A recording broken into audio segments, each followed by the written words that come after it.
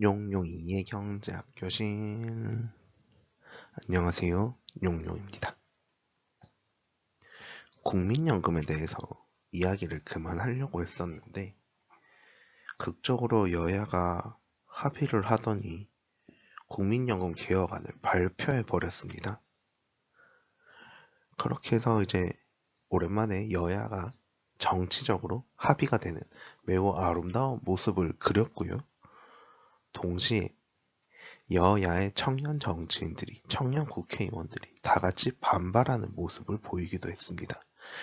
그래서 이 국민연금이란 게 여야의 정치적 다툼이 아니라 이제 젊은 국회의원과 나이 많은 국회의원 간의 대립으로 변경되는 아주 특이한 모습을 보이게 되었다고 생각을 하는데요. 그럼 이런 일이 왜 발생했는지에 대해서 한번 알아보도록 하겠습니다. 우선 보험료율은 원래 예상했던 대로, 이야기했던 대로, 기존에 이야기했던 대로 9%에서 13%로 4%포인트 인상하게 되었고요. 그것도 8년간 0.5%포인트씩 상승하는 걸로 변경하게 되었습니다.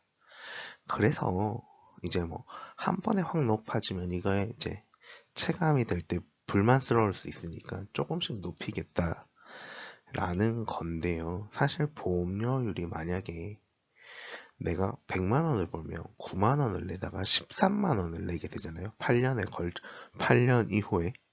그러면 나는 9만 원을 내던 게 13만 원 되니까 4만 원이 증가한 거고요. 기존에 9만 원에서 봤을 때 약 50% 조금 안 되게 상승하는 모습을 보였다라고 이야기를 할 수 있을 텐데요. 내가 물론 이 8년간의 임금 상승이 존재할 거기 때문에 그 증가 속도는 훨씬 빠르게 될 것이다. 라는 거고요. 또 누군가는 신입사원으로 들어와서 국민연금을 내게 될 텐데 그 돈이 점점점 많아진다라는 거고요. 그랬을 때 누군가가 처음 와서 100만 원을 벌었을 때 13만 원을 내게 되면 이게 상대적으로 기존에 내던 8년 전에 내던 사람들과 8년 이후에 내는 사람들의 금액의 차이가 있기 때문에 실질 소득이 감소하게 되는 효과가 발생할 수 있다라고 이야기를 할 수 있습니다. 그래서 우리는 수치를 보고 이 수치의 크기를 어떻게 이해를 하면 좋냐면 기존의 수치와 비교를 해봤을 때 얼만큼 상승한 그 상승률을 보면 이제 이해가 좀 더 빠르거든요. 그래서 뭐 8년이나 걸리겠지만 50%, 약 50% 조금 안 되게 더 내게 될 것이고요. 금액 면으로만 따지면 임금 상승이라는 것까지 생각해보면 50% 이상이 될 가능성이 매우 높다라고 이야기를 할 수 있을 것 같습니다. 그리고 명목소득 대체율에 대한 이야기도 나왔는데 기존에 42%까지 하겠다는 걸 43%까지 해서 3%포인트 상승하게 되었고요. 2026년부터 실행하겠다라고 이야기를 하였습니다. 즉 내년부터라는 이야기고요. 이것도 마찬가지로 10% 조금 안 되게 내가 국민연금을 받는 금액이 증가하게 되었다라고 이야기를 할 수 있습니다. 그래서 결과적으로 따져보면 전에 이야기했던 대로 더 많이 걷어서 조금 더 줄게 라는 이야기가 성립되게 됩니다. 왜냐하면 9% 내다가 13% 내니까 더 많이 걷는 거고요. 50%가 증가했는데 받는 건 10%가 증가하게 되는 거니까 내가 조금 더 받게 된다라는 거죠. 그래서 많이 걷어서 조금 더 줄게 라는 말이 성립이 되고요. 그런데 문제는 뭐냐면 이 국민연금에 이 젊은 국회의원들이, 젊은 정치인들이 반대했던 이유는 바로 국민연금의 고갈 문제가 있습니다. 그래서 국민연금이 고갈될 걸 예상하고 있는데 2056년에서 2064년에 고갈되는 걸로 연장이 되었고요. 그래서 이제 8년 정도 더 연장되게 되었다라고 평가를 하고 있습니다. 그러면 우리가 가만 생각해보면 올해가 2025년이잖아요. 그래서 약 40년 이후에 이제 국민연금이 고갈되게 된다라고 이야기를 할 수 있고요. 국민연금을 받는 수령하는 나이가 65세로 기억을 하고 있는데 지금 25살인 친구들이 40년 뒤인 65세에 국민연금을 받으려고 보면 이미 국민연금이 고갈된다 라는 이야기를 할 수 있을 것 같고요.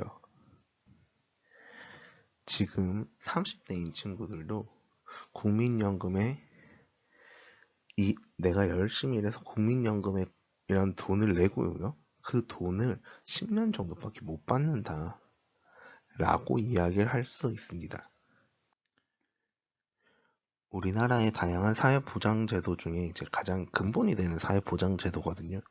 그런데 이제 30대 친구들부터 이게 혜택을 제대로 받을 수 없다라고 이야기를 해보면 이 국민연금에 대한 문제가 분명히 있다라고 생각을 하게 될 거고요. 그렇기 때문에 젊은 정치인들이 반발하게 되었다라고 이야기를 할 수 있을 것 같습니다. 그래서 이제 어떤 게 만들어지냐면 자동 조정 장치라는 걸 만들어 놔야 된다는 이야기를 첫 번째로 하는 거예요. 인구나 경제 상황에 따라서 시스템을 조금씩 조정할 수 있게끔 하자. 우리가 국민연금 좀 더 내고 좀 더 적게 받아갈 수도 있고 상황이 좋아지면 좀 더 뭐 많이 받아갈 수도 있을 수도 있고 또 혹은 뭐 때에 따라서는 받는 나이를 조금 더 뒤로 미룰 수도 있는 거고 상황이 달라질 수 있잖아요.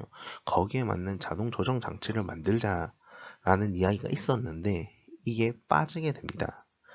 이게 생각을 해보면 우리가 이제 사람들이 이제 건강하게 일할 수 있는 나이가 변화하고 있잖아요.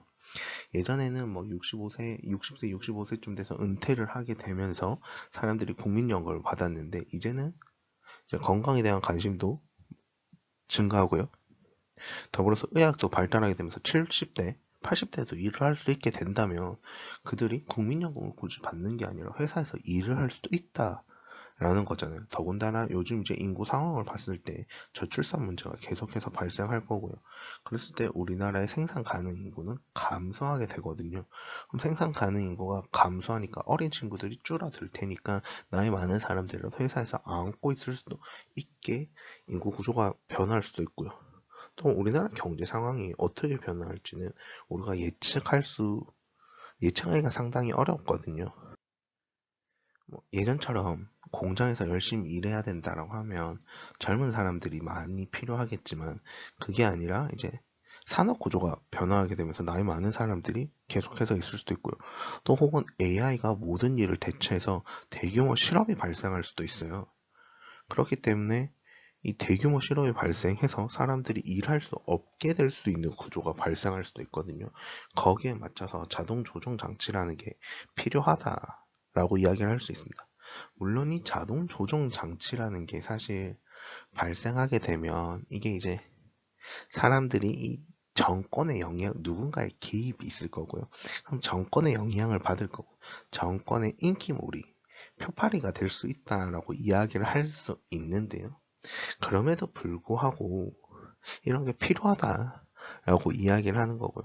그에 맞춰서 상황에 따라서 시스템을 조정해 나갈 수 있는 이걸 할 수 있는 근거조차 없어져 버리니 매우 위험하다라고 일단 반대를 하는 거고요.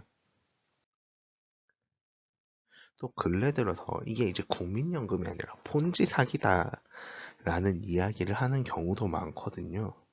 사실 제가 이제 이 국민연금과 개인연금의 차이에 대해서는 지난 다른 영상에서 이야기를 했었는데요.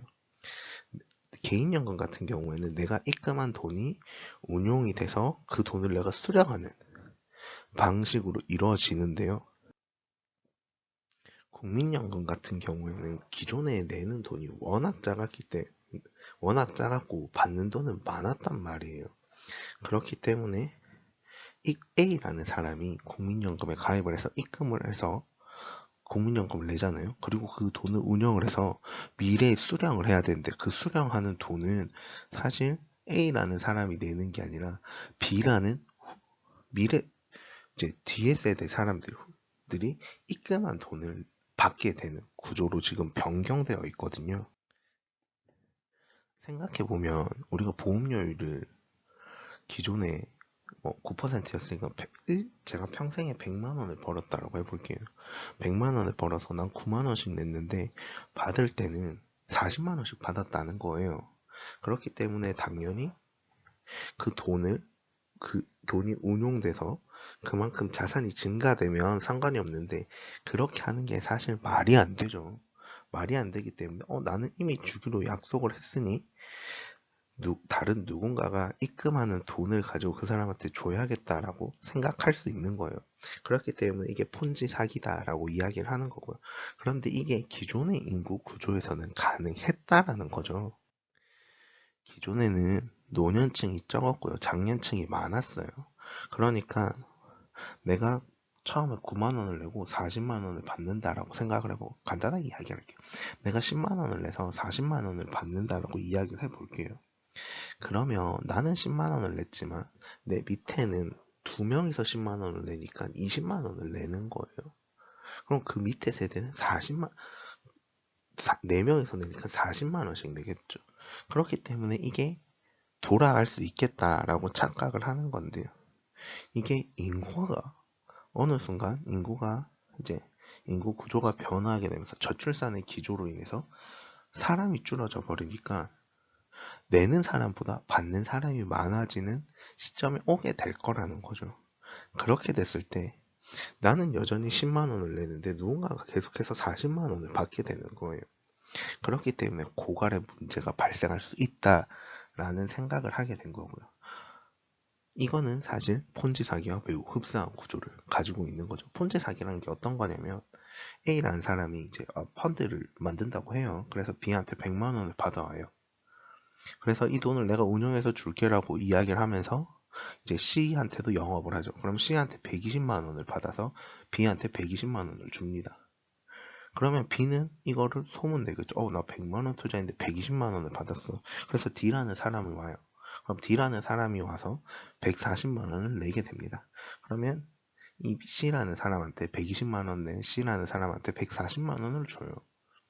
그럼 이게 계속해서 돌아가면 이게 옆 사람한테 마치 다단계 영업처럼 계속해서 이제 옆 사람한테 이야기를 하다 보면 실체가 아무것도 없지만